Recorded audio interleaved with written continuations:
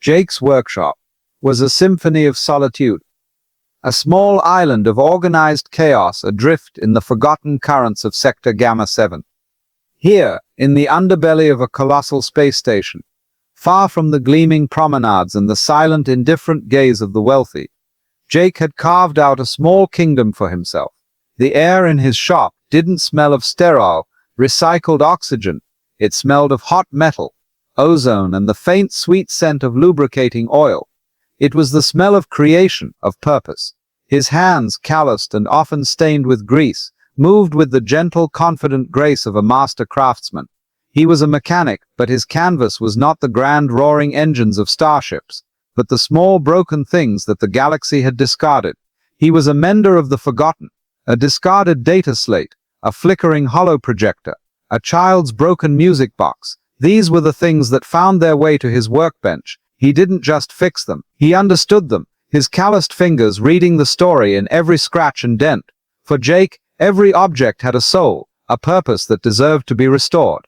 This quiet, solitary life was a self-imposed exile, a shield against a world that had become too loud with loss. He had once been a celebrated inventor on a vibrant green earth, a man whose hands could weave magic from circuits and gears. He had a workshop then, too, but it had been filled with a different sound, the bright, beautiful, chaotic laughter of his daughter Lily. She had been his sun, his moon, his entire universe. But a quiet, sudden fever, a simple, cruel twist of fate, had stolen her from him, and with her had stolen the light from his world. He had fled to the stars, not in search of adventure, but in search of silence, a quiet place where the echoes of her laughter could not reach him. He had left behind the world of grand inventions, and sought refuge in the simple, honest work of fixing what was broken. It was a penance, a way to bring a small piece of order to a universe that felt so chaotic and unjust. He found a quiet, profound satisfaction in it. To take something shattered and make it whole again was a small, defiant act against the entropy that had claimed his own happiness. His workshop was his monastery, his tools the instruments of his meditation. The shelves were lined with jars of tiny screws, gears, and wires, each sorted with a meticulous care that bordered on obsession. He was a lonely man, but he was not without purpose. He was the keeper of broken things, the quiet god of the discarded. He knew the station's inhabitants by the things they threw away. He knew their hopes and their heartbreaks, all told through the silent language of their possessions. He was a ghost in their lives, a silent observer who asked for nothing and offered only his skill. He had long since accepted that this was all his life would be, a quiet, solitary symphony of mending, a life lived in the shadows, surrounded by the ghosts of other people's memories. But the universe, in its infinite, unpredictable wisdom, was about to send him a new kind of broken thing, a test for his grieving heart, in a form he could have never anticipated. The soft, melodic chime above Jake's workshop door, a sound he had salvaged from a discarded children's toy, rarely rang after the main station traffic had died down. So, when it chimed in the deep quiet of the late cycle, Jake looked up from his work, a flicker of surprise cutting through his focused concentration. Standing hesitantly in the doorway were two small alien children. They were unlike any species he had seen before on the station. Their skin was a soft pale blue, almost luminous in the warm focused glow of his workshop lamp. Their large dark eyes, like pools of polished obsidian, took in the organized clutter of his shop with a wide, silent, and unnervingly serious curiosity. They had slender frames and delicate pointed ears that twitched nervously at the unfamiliar sounds of his tools. Their hair was a cascade of fine silvery braids that seemed to shimmer with an inner, captured starlight. They were, by any standard, beautiful, almost ethereal creatures. But it was not their beauty that struck Jake. It was their profound, almost adult-like seriousness. Their faces were solemn, their posture rigid and disciplined, as if they were miniature soldiers, not children. They stood huddled together, their small hands clutching each other not in fear, but in a gesture of mutual silent support. They wore simple, identical tunics of a dark, utilitarian gray material, which seemed strangely at odds with their otherwise regal and delicate appearance. For a long, silent moment, they simply stood there, two small, serious figures on the threshold of his small, cluttered world. Jake, who was used to the loud, boisterous, and often demanding clientele of Sector 7, was momentarily disarmed by their silent, polite, and almost formal hesitation. hesitation. He put down his soldering iron. The hiss of the cooling metal, a loud sound in the quiet shop.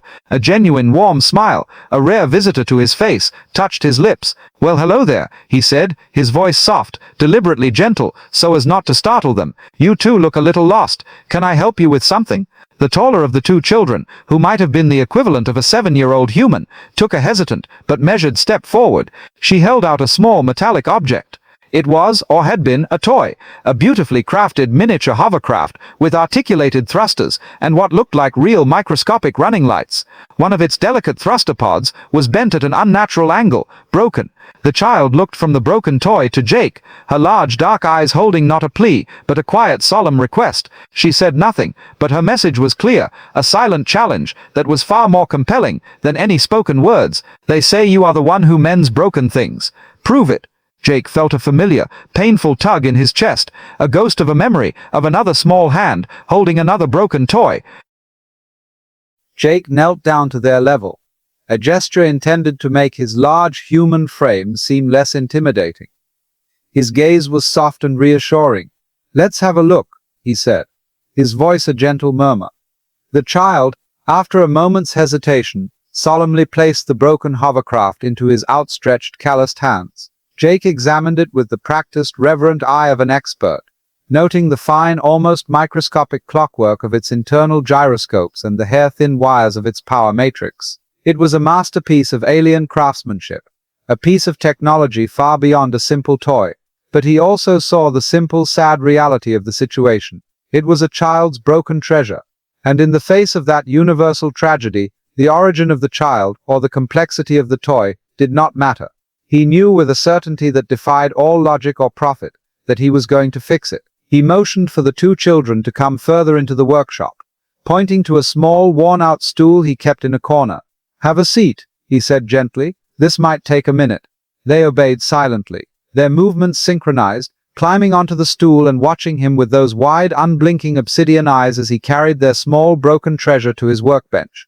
The workshop, which often felt like a tomb of forgotten things, was suddenly filled with a new, quiet and expectant energy. It was the energy of a child's focused hope. Jake switched on his magnifying lamp, its bright, clean light illuminating the intricate, damaged mechanism of the toy. He worked with a gentle, loving precision that he reserved only for the most delicate of projects. His large, grease-stained hands, which could wrestle with heavy-duty power conduits and recalcitrant fusion cores, now moved with the grace and delicacy of a surgeon. He used a set of tiny specialized tools he had crafted himself, his touch feather-light as he realigned the microscopic gears and reconnected the severed microfilaments in the thruster pod. He could have simply straightened the bent metal, a quick 5-minute fix, but that wasn't Jake's way. He saw not just a broken toy but a broken experience, a loss of joy, and that required more than just a simple repair. As he worked, he decided to add a little something extra, a small human touch of unnecessary beautiful magic. He found a tiny salvaged lumen crystal, no bigger than a grain of sand, and carefully integrated it into the toy's power matrix. It was a simple, almost unnoticeable addition, but one that would change everything. After nearly an hour of focused, silent work, he was finished. He held the hovercraft in his palm and gently pressed a hidden stud on its base. The toy's running lights flickered to life. The repaired thruster pod hummed, and the entire craft lifted silently into the air, hovering a few inches above his hand. And as it hovered, the tiny lumen crystal he had added caused the thrusters to emit a faint, shimmering shower of soft blue light. He turned and presented the restored, now magical hovercraft to the children. Their reaction was a quiet, profound miracle. Their solemn, serious faces, which had been as still as masks, broke into expressions of pure, unadulterated astonishment. A soft, melodic gasp escaped both of them. The taller child reached out a hesitant hand, and Jake gently guided the floating toy to hover above her palm. She held it, her eyes wide with a wonder he suspected she had never been allowed to feel before. The two children looked at each other, then back at Jake, their faces filled with a silent, overwhelming gratitude that needed no translation. The taller child reached into a small pouch at her waist and held out a credit chip, a standard, high-value Imperial credit. Jake gently pushed her hand away, a warm, genuine smile on his face. "No charge," he said softly. "There's no price for fixing a child's joy. Just take care of it." They stared at him for a moment, their minds clearly unable to process the concept of a service rendered without cost. Then, with a final reverent and deeply formal bow, they turned and disappeared back into the shadows of the station, leaving Jake alone once more in his workshop, his heart feeling a little less empty than it had an hour before. Jake assumed that would be the end of it, a strange, heartwarming one-time encounter, a quiet story he would tell only to himself in the lonely hours of the night. But the next evening, just as he was preparing to close up shop, the soft, melodic chime of his door rang again. It was them. The two alien children stood in the doorway, and this time they were not alone. A third, slightly smaller child stood between them, clutching a different broken toy, a small wheeled vehicle that had lost one of its 6 wheels, its axle bent and twisted. The first two children looked at Jake not with a plea, but with a quiet, confident expectation. They had returned, and they had brought a friend. Jake felt a genuine, deep-seated smile spread across his face, a feeling so unfamiliar it almost felt strange. "Looks like you've got another patient for the doctor," he said, his voice warm and welcoming. This became their new silent pilgrimage. Every few days, a small, solemn delegation of alien children would appear at his workshop. Sometimes it was the original 2, sometimes they brought new friends, their numbers growing from 3 to 4, then 5. Each time they would bring a new, beautifully crafted but broken toy, a spinning top that had lost its perfect gyroscopic balance, a small clockwork creature, a marvel of microscopic engineering that had stopped walking, a delicate crystal flower whose internal light had gone out, and each time, Jake would welcome them in, his workshop transforming from a place of business into a sanctuary, a quiet, safe hospital for their broken treasures. He never asked their names. They never spoke a word. Their entire relationship was built on this simple, profound and silent exchange, a broken toy, a silent request for help, and a small act of human kindness, rendered without price or expectation. He began to look forward to their visits with an eagerness that surprised him. His small, cluttered workshop, once a bastion of his solitude and a monument to his grief, now felt a little less empty. The presence of the silent, watchful children brought a quiet, focused energy to the space, a warmth that had nothing to do with his plasma torch. He set up a small designated waiting area for them, with a comfortable salvaged cushion, and a few simple sturdy human toys he had made himself, smoothly sanded wooden blocks, and a set of polished, clinking magnetic marbles. He learned their personalities not through words, but through their actions. The oldest was the quiet, serious leader, always presenting the broken toy with a formal gravity. The middle one was the curious and observant engineer, his dark eyes following Jake's every move, his head cocked in silent fascination, and the youngest was full of a bright, mischievous energy, her silvery braids often getting in the way as she tried to peer over his shoulder at his work. He began to think of them as his little ghosts, his silent ethereal companions in the lonely hours of the night. Their visits were the highlights of his week, small, bright sparks in the grey monotony of his life. He didn't know where they came from, or where they went after they left his shop. He didn't know why they were alone, and he didn't ask. He understood, on a deep, instinctual level, that their silence was a shield, a protection against a world he couldn't see, and he would not be the one to breach it. He was their keeper of broken things, their secret, human friend, and for the first time since he had lost his daughter, Jake felt a flicker of something he thought was gone forever, the simple, profound joy of being needed. One evening, the children brought him a new kind of challenge, an object that blurred the line between a toy and a work of art. It was a small, ornate music box, crafted from a strange dark wood that seemed to absorb the ambient light of the workshop. Intricate silver filigree, in flowing organic patterns Jake had never seen before, covered its surface. It was clearly an object of great value, a family heirloom perhaps, and it was broken. It would not open, and its music was silent. The children, more than ever before, looked at him with a new level of concern in their dark obsidian eyes. This object, he sensed with a certainty that went beyond simple observation, was more than just a plaything. It was important. It held a memory. Jake took the music box to his workbench, its weight surprisingly heavy and dense in his hands. He spent hours examining it under the bright, clean light of his magnifying lamp, his usual array of delicate tools proving utterly useless against the seamless, alien craftsmanship. There were no visible hinges, no detectable locks, no seams that his finest probes could find. It was a perfect, silent, and infuriating puzzle. As he worked late into the night, long after the children had departed, with a silent, worried glance back, he found his thoughts drifting. He wasn't thinking about the mechanism anymore, but about the music that might be locked inside. He thought about his own daughter, Lily. He remembered the simple, tinkling melody of the small wooden music box he had built for her, the one she would listen to every single night as she fell asleep, her small hand clutching his. The memory was a sharp, unexpected pang of grief in his chest, a ghost he had tried so hard to keep buried. He remembered the melody perfectly. It was a simple, haunting tune, a lullaby passed down through his family for generations, a melody of quiet comfort and profound gentle sadness. Without thinking, his mind lost in the bittersweet ache of the past, he began to hum it. It was a low, quiet sound in the otherwise silent workshop, a sound meant only for him and the ghosts that shared his solitude. He hummed the simple 8-note melody, his heart aching with a love that had nowhere left to go. As the final soft notes of the lullaby faded into the hum of the station's life support, he heard a soft, almost inaudible click. He looked down. A tiny, almost invisible seam, no thicker than a spider's thread, had appeared on the surface of the alien music box. His breath caught in his throat. It couldn't be. It was a coincidence, an impossibility. But his hands, acting on an instinct he didn't understand, traced the melody again, this time by tapping his fingers lightly on the box in the exact rhythm of the song. With each correct note, another part of the seam appeared, a glowing silver line tracing a complex, beautiful pattern across the dark wood. It wasn't a mechanical lock. It was a sonic key, a lock that responded not to a tool, but to a specific resonant frequency, to a memory, to a feeling. As he completed the melody, the box opened with a soft sighing sound, releasing a faint scent of a strange, sweet alien flower.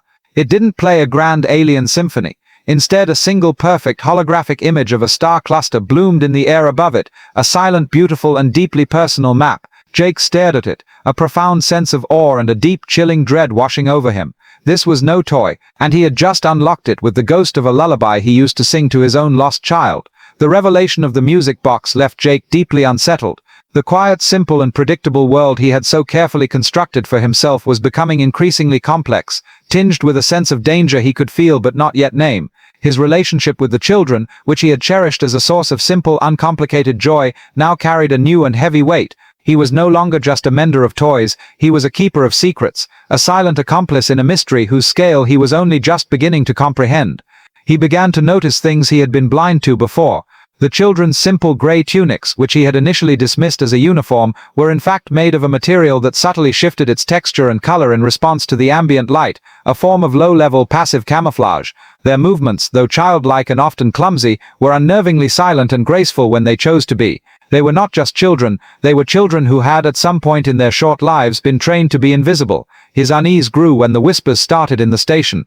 Sector Gamma 7, for all its chaos, was a small, tightly knit community of survivors and opportunists. Its inhabitants had a keen, almost predatory sense for anything out of the ordinary, and Jake's little ghosts, as he had come to call them, were no longer a complete secret. Other merchants and mechanics, their curiosity piqued by the regular silent visits of the strange blue-skinned children to the human's workshop, had started to talk. Rumors, fueled by suspicion and a general distrust of the unknown, began to circulate. Some said Jake was exploiting the children, using their clearly advanced alien knowledge to enhance his own repair business.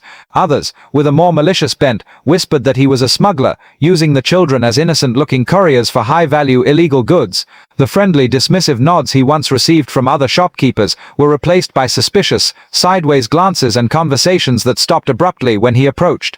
The situation came to a head one evening, when a gruff uniformed officer from the station's security force, a man whose reputation for corruption was second only to his laziness, paid him a visit.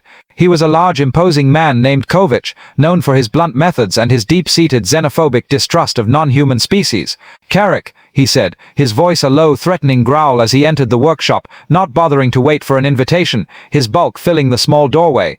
"I'm hearing stories about you and some off-world runts. They say you're running a little side business. Care to explain?" Jake felt a cold knot of dread tighten in his stomach. He kept his expression neutral, his hands busy polishing a tool, not wanting to betray any sign of fear. "They're just kids, officer," he said, his voice remarkably steady. "They bring me their broken toys, I fix them, that's all there is to it." Kovich leaned heavily on the workbench, his face uncomfortably close to Jake's, the sour smell of his breath washing over him. "For free," he sneered, his eyes glinting with a greedy, knowing light. "I've seen your business logs, Carrick. You're barely scraping by. A man on the edge of bankruptcy doesn't do charity work for a bunch of xenobrats, unless there's something in it for him." The question hung in the air, heavy and dangerous.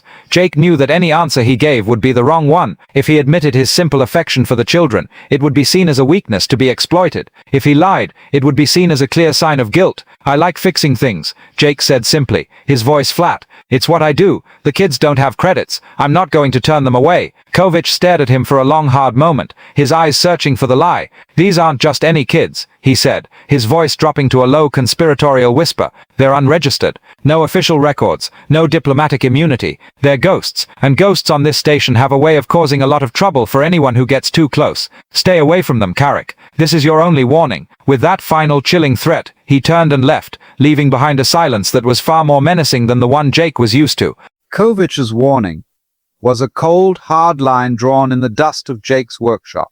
The station, which had once been his quiet refuge from the galaxy, was now beginning to feel like a cage, its walls of indifference and anonymity slowly being replaced by bars of suspicion and threat. He knew, with a weary certainty, what the officer wanted. A bribe, a cut of the imaginary profits Kovic believed he was making. Jake knew the smart thing to do, the safe thing to do, would be to heed the warning. He should turn the children away the next time they came, tell them he was too busy, that he couldn't help them anymore. It would be the logical choice, the final, pragmatic act of a survivor who had learned long ago that the universe did not reward kindness. But when he thought of their large, silent, trusting eyes, he knew with a certainty that defied all logic, that he couldn't do it.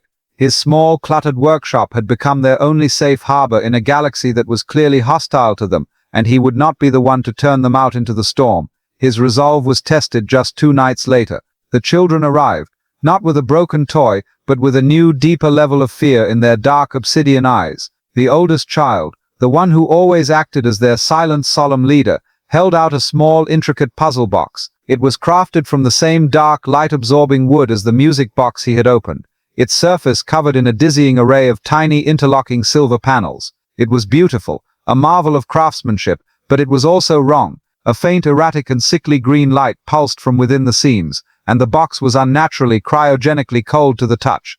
The child looked at Jake, then at the box, and made a single desperate and utterly chilling gesture, a sharp, cutting motion of her hand across her own throat. Jake understood immediately. This wasn't just broken, it was dangerous. He took the box, his fingers recoiling from its icy, vibrating surface. He carefully placed it on his diagnostic scanner, a piece of advanced equipment he had built himself from salvaged high-end parts. The screen immediately lit up with a cascade of alarming red line readings. The box was emitting a low-level but highly unstable quantum energy signature. It was a power source, a miniature singularity core, but one that was failing, its containment field collapsing, on the verge of a catastrophic overload. It was, in effect, a small, intricate, and very elegant bomb, powerful enough to vaporize his entire workshop and a good portion of the sector along with it. His blood ran cold. This was not a toy. This was a weapon, or at the very least, a piece of restricted military-grade technology, and it was in the hands of children. He looked at them, a new terrifying understanding dawning in his mind. They weren't just runaways. They were refugees, fleeing from something or someone far more dangerous than a corrupt station security officer, and they were carrying the broken, dying remnants of their technology with them, completely unaware of the mortal danger they posed to themselves and everyone around them. He had to disarm it, and he had to do it now. He cleared his workbench with a sweep of his arm, his movements now sharp and precise, the quiet, thoughtful tinkerer of broken toys replaced by a man of focused, urgent and life-saving action. He gently, using a set of non-conductive ceramic-tipped tools, began the painstaking, terrifying process of prying open the first of the silver panels, his entire world narrowing to the soft, sickly green pulse of the dying machine in his hands. He could feel the children's collective, fearful gaze on his back, their silent hope a heavy, terrifying weight on his shoulders. He was no longer just a mechanic. He was the only thing standing between these children and a silent, violent, and utterly final detonation. Jake worked with a level of focused intensity he hadn't summoned in years, not since the days he designed fail-safe systems for deep space probes. The puzzle box was a masterpiece of alien engineering, a fractal labyrinth of interlocking parts and microscopic quantum energy conduits. It was designed to be opened only by someone with a deep, intuitive, and almost symbiotic understanding of its internal mechanics. It was also designed to detonate violently if any of those mechanics were forced, tampered with, or failed. It was a trap, wrapped in a puzzle, powered by a dying star. Jake, however, was not just a mechanic. He was an artist, a musician of machines. He didn't just see gears and wires. He saw a system, a flow, a story. He traced the decaying energy pathways, not with his eyes, but with his fingertips, feeling the faint, subtle, and increasingly erratic vibrations of the failing power source. He was, in a sense, listening to the box's dying, frantic heartbeats, trying to understand its pain before it tore itself apart. He spent hours hunched over the workbench, a single bright lamp casting a pool of sterile white light that pushed back the shadows of his cluttered workshop. The children remained on their stool, a silent, unmoving and terrified audience, their large dark eyes reflecting the sickly green glow of the device. They did not speak, they did not fidget, they simply watched, their absolute unwavering faith in him a tangible, heavy presence in the room. He was their only hope, and they knew it, and the weight of that trust was more terrifying than the unstable device in his hands. He managed to bypass the first 3 layers of the intricate mechanism, his movements a slow, delicate and nerve-wracking ballet of precision. Each tiny click of a panel sliding into place was a small victory, each soft hum of a realigned energy conduit, a breath of relief. But the final layer, the one directly encasing the singularity core, was different. It wasn't a mechanical lock, it was a bio-lock, a series of quantum tumblers keyed to a specific, unique and living energy signature. It required a touch, a connection, a biological key that he, a human, could not provide. He stared at the lock, the soft green light now pulsing with a frantic, dying and accelerating rhythm. He was so close, he could try to force it, but he knew the result would be a silent, instantaneous flash of annihilation. The energy readings on his scanner were climbing steadily into the red, the internal temperature rising. They were running out of time. He turned to the children, a look of grim, heartbreaking apology on his face. "I'm sorry," he whispered, the words feeling like stones in his throat. "I can't open this last part. It needs one of you." The oldest child, seeing the utter defeat in his eyes, slid silently off the stool and approached the workbench. She looked at the puzzle box, her face a mask of calm, solemn resolve. Then she did something that defied all of Jake's understanding of technology and life itself. She reached out her small, slender, pale blue hand, and gently, without a trace of hesitation,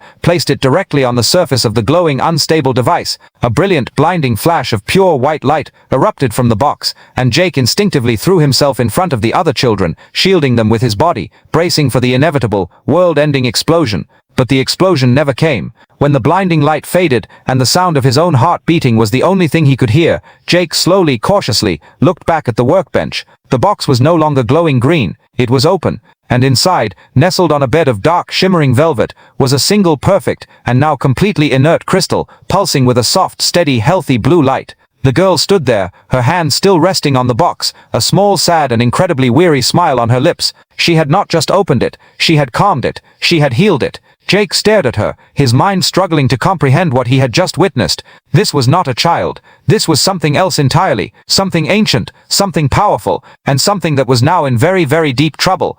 Kovich's warning was a cold, hard line drawn in the dust of Jake's workshop. The station, which had once been his quiet refuge from the galaxy, was now beginning to feel like a cage, its walls of indifference and anonymity slowly being replaced by bars of suspicion and threat. He knew with a weary certainty what the officer wanted: a bribe, a cut of the imaginary profits Kovich believed he was making. Jake knew the smart thing to do, the safe thing to do, would be to heed the warning. He should turn the children away the next time they came, tell them he was too busy, that he couldn't help them anymore. It would be the logical choice, the final pragmatic act of a survivor who had learned long ago that the universe did not reward kindness. But when he thought of their large, silent, trusting eyes, he knew with a certainty that defied all logic that he couldn't do it. His small, cluttered workshop had become their only safe harbor in a galaxy that was clearly hostile to them, and he would not be the one to turn them out into the storm. His resolve was tested just 2 nights later. The children arrived, not with a broken toy, but with a new, deeper level of fear in their dark obsidian eyes. The oldest child, the one who always acted as their silent, solemn leader, held out a small, intricate puzzle box. It was crafted from the same dark, light-absorbing wood as the music box he had opened, its surface covered in a dizzying array of tiny, interlocking silver panels. It was beautiful, a marvel of craftsmanship, but it was also wrong. A faint, erratic and sickly green light pulsed from within the seams, and the box was unnaturally cryogenically cold to the touch. The child looked at Jake, then at the box, and made a single desperate and utterly chilling gesture, a sharp, cutting motion of her hand across her own throat. Jake understood immediately. This wasn't just broken, it was dangerous. He took the box, his fingers recoiling from its icy, vibrating surface. He carefully placed it on his diagnostic scanner, a piece of advanced equipment he had built himself from salvaged high-end parts. The screen immediately lit up with a cascade of alarming red line readings. The box was emitting a low-level but highly unstable quantum energy signature. It was a power source, a miniature singularity core, but one that was failing, its containment field collapsing, on the verge of a catastrophic overload. It was in effect a small, intricate and very elegant bomb, powerful enough to vaporize his entire workshop, and a good portion of the sector along with it. His blood ran cold. This was not a toy. This was a weapon, or at the very least a piece of restricted military-grade technology, and it was in the hands of children. He looked at them, a new terrifying understanding dawning in his mind. They weren't just runaways. They were refugees, fleeing from something or someone, far more dangerous than a corrupt station security officer, and they were carrying the broken, dying remnants of their technology with them, completely unaware of the mortal danger they posed to themselves and everyone around them. He had to disarm it, and he had to do it now. He cleared his workbench with a sweep of his arm, his movements now sharp and precise, the quiet, thoughtful tinkerer of broken toys replaced by a man of focused, urgent and life-saving action. He gently, using a set of non-conductive ceramic-tipped tools, began the painstaking, terrifying process of prying open the first of the silver panels, his entire world narrowing to the soft, sickly green pulse of the dying machine in his hands. He could feel the children's collective, fearful gaze on his back, their silent hope a heavy, terrifying weight on his shoulders. He was no longer just a mechanic. He was the only thing standing between these children and a silent, violent, and utterly final detonation. Jake worked with a level of focused intensity he hadn't summoned in years, not since the days he designed fail-safe systems for deep space probes. The puzzle box was a masterpiece of alien engineering, a fractal labyrinth of interlocking parts and microscopic quantum energy conduits. It was designed to be opened only by someone with a deep, intuitive, and almost symbiotic understanding of its internal mechanics. It was also designed to detonate violently if any of those mechanics were forced, tampered with, or failed. It was a trap, wrapped in a puzzle, powered by a dying star. Jake, however, was not just a mechanic. He was an artist, a musician of machines. He didn't just see gears and wires. He saw a system, a flow, a story. He traced the decaying energy pathways, not with his eyes, but with his fingertips, feeling the faint, subtle, and increasingly erratic vibrations of the failing power source. He was, in a sense, listening to the box's dying, frantic heartbeats, trying to understand its pain before it tore itself apart. He spent hours hunched over the workbench, a single bright lamp casting a pool of sterile white light that pushed back the shadows of his cluttered workshop. The children remained on their stool, a silent, unmoving and terrified audience, their large dark eyes reflecting the sickly green glow of the device. They did not speak. They did not fidget. They simply watched, their absolute, unwavering faith in him, a tangible, heavy presence in the room. He was their only hope, and they knew it, and the weight of that trust was more terrifying than the unstable device in his hands. He managed to bypass the first 3 layers of the intricate mechanism, his movements a slow, delicate, and nerve-wracking ballet of precision. Each tiny click of a panel sliding into place was a small victory, each soft hum of a realigned energy conduit a breath of relief. But the final layer, the one directly encasing the singularity core, was different. It wasn't a mechanical lock, it was a bio-lock, a series of quantum tumblers keyed to a specific, unique, and living energy signature. It required a touch, a connection, a biological key that he, a human, could not provide. He stared at the lock, the soft green light now pulsing with a frantic, dying and accelerating rhythm. He was so close, he could try to force it, but he knew the result would be a silent, instantaneous flash of annihilation. The energy readings on his scanner were climbing steadily into the red, the internal temperature rising. They were running out of time. He turned to the children, a look of grim, heartbreaking apology on his face. "I'm sorry," he whispered, the words feeling like stones in his throat. "I can't open this last part. It needs one of you." The oldest child, seeing the utter defeat in his eyes, slid silently off the stool and approached the workbench. She looked at the puzzle box, her face a mask of calm, solemn resolve. Then she did something that defied all of Jake's understanding of technology and life itself. She reached out her small, slender, pale blue hand and gently, without a trace of hesitation, placed it directly on the surface of the glowing, unstable device. A brilliant, blinding flash of pure white light erupted from the box, and Jake instinctively threw himself in front of the other children, shielding them with his body, bracing for the inevitable, world-ending explosion. But the explosion never came. When the blinding light faded, and the sound of his own heart beating was the only thing he could hear, Jake slowly, cautiously, looked back at the workbench. The box was no longer glowing green, it was open, and inside, nestled on a bed of dark, shimmering velvet, was a single, perfect, and now completely inert crystal, pulsing with a soft, steady, healthy blue light. The girl stood there, her hand still resting on the box, a small, sad and incredibly weary smile on her lips. She had not just opened it, she had calmed it, she had healed it. Jake stared at her, his mind struggling to comprehend what he had just witnessed. This was not a child. This was something else entirely, something ancient, something powerful, and something that was now in very, very deep trouble. The impossible, silent act of healing hung in the air of the workshop, a miracle that defied every known law of physics and engineering. Jake stared at the girl, then at the now stable crystal, his mind a whirlwind of unanswerable question. Who were these children? What was this incredible life-affirming power she possessed? But he had no time to ponder the mystery. The brilliant flash of white light from the puzzle box, though contained within the shielded walls of his workshop, had not gone unnoticed. A sudden, heavy, and brutally percussive banging on his workshop's main door made them all jump. "Security! Open up, Carrick! We have a report of an unauthorized high-energy discharge." It was Kovich's voice, the gruff, menacing, and now triumphant security officer. He had been watching. He had been waiting for an excuse. Jake's heart hammered against his ribs. He was trapped. There were alien children in his shop, along with a piece of advanced and clearly restricted alien technology that had just sent out a massive energy spike. There was no explanation he could give that wouldn't end with his immediate arrest, and the children being taken away, likely to a cold, sterile lab for dissection.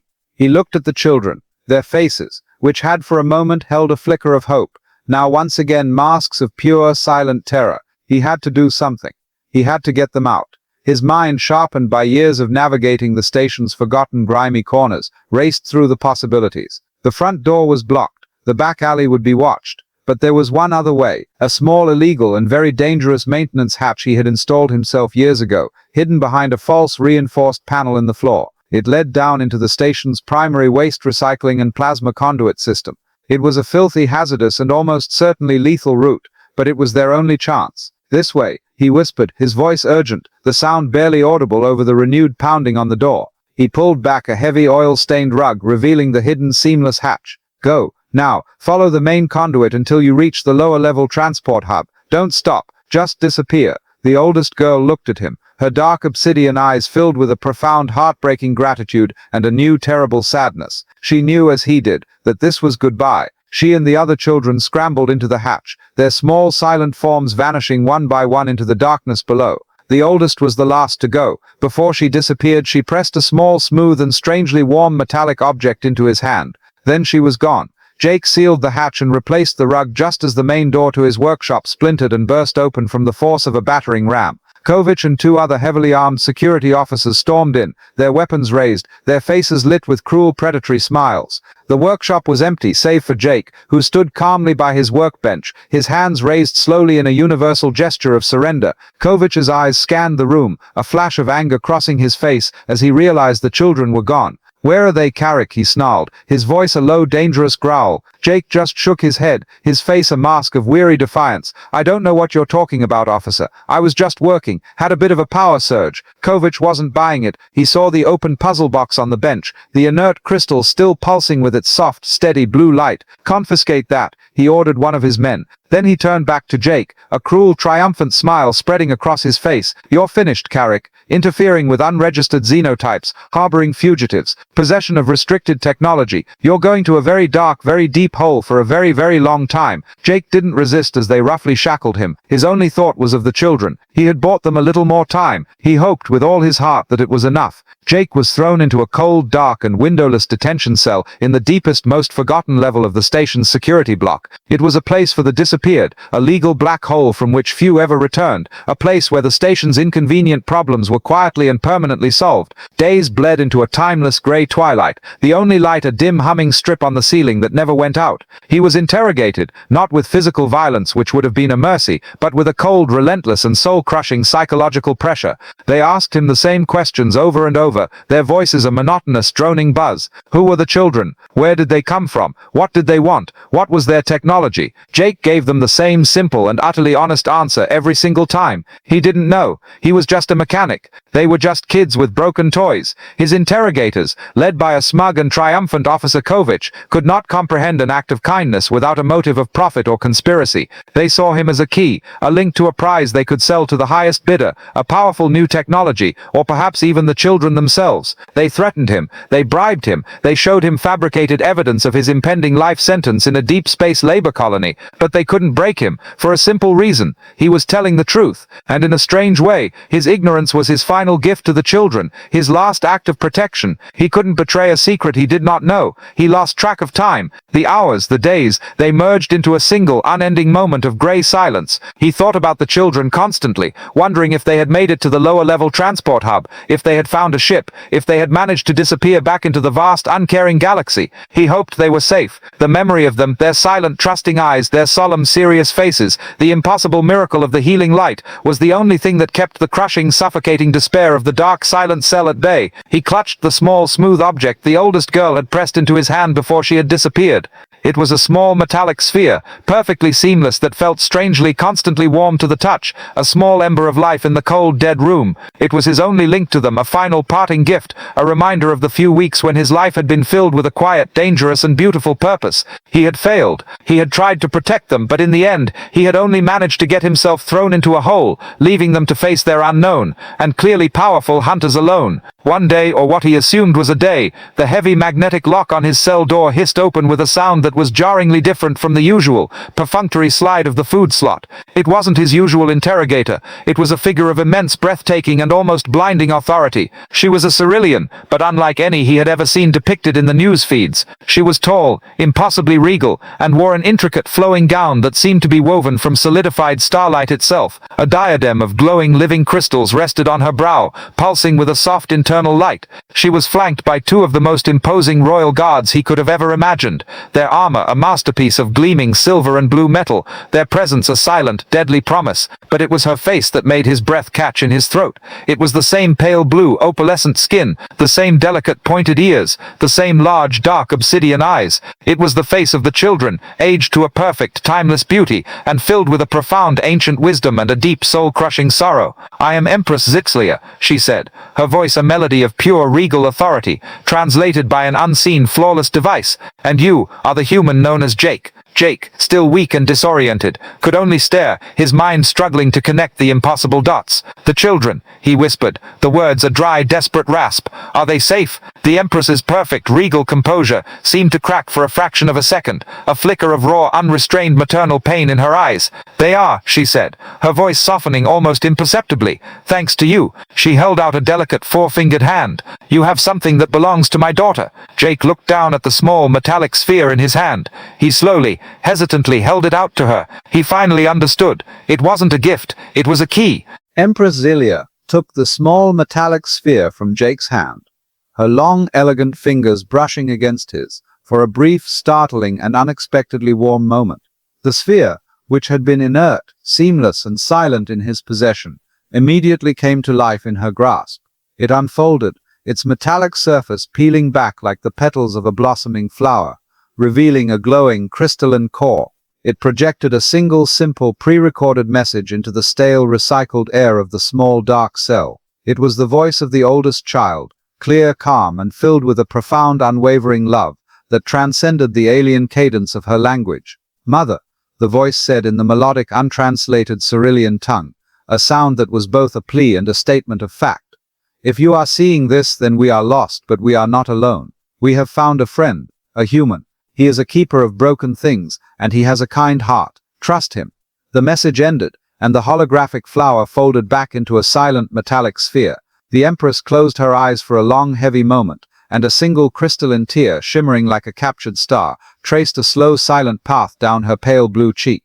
The display of emotion, so raw, so real, and so utterly out of place for a being of her stature, was more powerful than any show of imperial might. When she opened her eyes, they were filled not with the cold, calculating authority of a ruler, but with the boundless, heartbreaking gratitude of a mother who had found what she had lost. "For 3 standard years," she said, her voice a soft, pained whisper that seemed to fill the small cell, "I have been searching for them. Since the coup, since they were smuggled off the homeworld for their own safety. We had lost all trace, every lead went cold, we believed them to be gone forever. Until this signal, this message of hope that you, a human mechanic in a forgotten sector, somehow reactivated, led us here. She explained the story in a rush of controlled but deeply emotional words, the dam of her royal composure finally mercifully breaking. Her children, Prince Kael and Princess Lyra, the twin heirs to the Cerulean throne, were the last of the royal bloodline. A traitorous, power-hungry faction within her own court, led by her own brother, had staged a bloody coup. The children had been sent into hiding with a loyal guardian,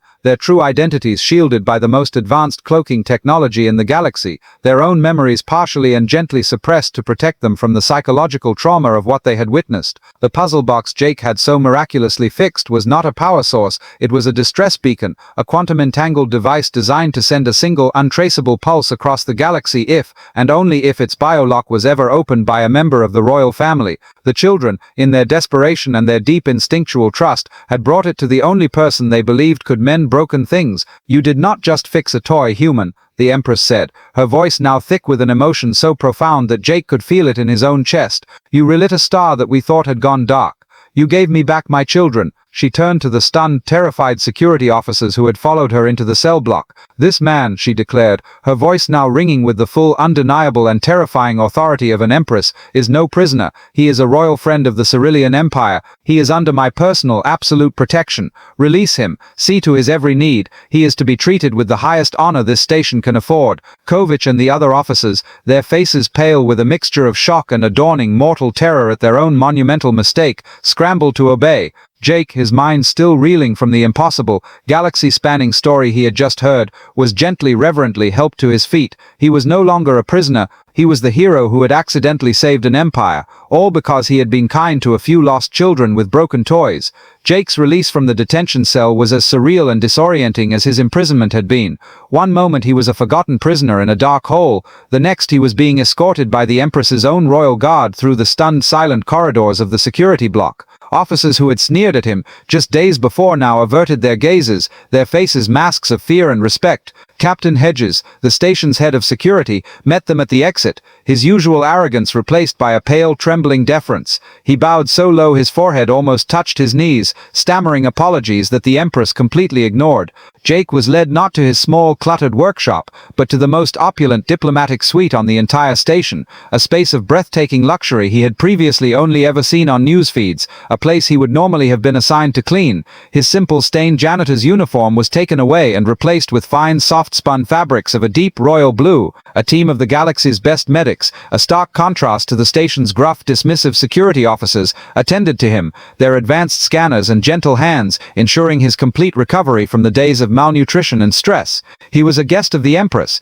and the station's entire administration, from Captain Hedges down to the lowest-ranking clerk, tripped over themselves to accommodate his every unspoken wish, but Jake wanted none of it. He didn't want the luxury, the deference, or the groveling apologies. His mind was a whirlwind of impossible realities, empresses, coups, runaway heirs. But through it all, one simple desperate question remained. He just wanted to know if the children, his little ghosts, were truly safe. Empress Zilia, with an empathy that he was beginning to realize was the true source of her power, understood his quiet, unspoken anxiety. She arranged a meeting. It took place not in a formal, intimidating audience chamber, but in a small private garden atrium at the very pinnacle of the station, a hidden sanctuary of green living things under a transparent, star-dusted dome. The children were there. They were no longer in their tattered grey tunics, but in fine silken robes of the same deep royal blue he was now wearing. They were clean, well-fed, and surrounded by a retinue of silent, watchful royal guards. But the moment they saw Jake, all their newfound royal composure, all their disciplined silence vanished. With joyous, melodic cries that echoed through the quiet garden, they ran to him, not with the hesitant, cautious steps of before, but with the unrestrained, clumsy, and beautiful abandon of happy children, their small arms wrapped around his legs in a fierce, desperate hug, their faces pressed into his sides. Jake knelt down, his own eyes filling with hot, unstoppable tears of profound relief, and returned the embrace, his large, calloused hands gently stroking their silvery, braided hair. In that moment, he was not a mechanic or a royal friend. He was simply their Jake, the safe harbor they had found in a storm, and they had found him again. The Empress watched this emotional, chaotic reunion with a small, genuine, and profoundly beautiful smile, a sight that would have sent shockwaves of disbelief through her own court. She let them have their moment, a quiet, beautiful tableau of a family reunited, a family forged not by blood but by the simple, unbreakable bonds of kindness.